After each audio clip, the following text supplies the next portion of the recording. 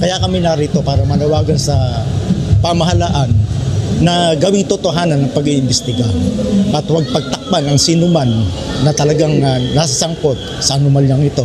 Sino man siya, anuman ang kalagayan sa lipunan, dapat lamang na marigot.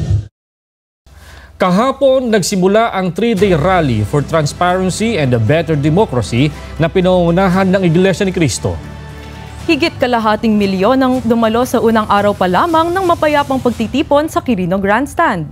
Sa araw na ito ay inaasahang darating ang iba pang mga kababayan natin na manggagaling sa mga probinsya sa norte at sa timugang bahagi ng Luzon.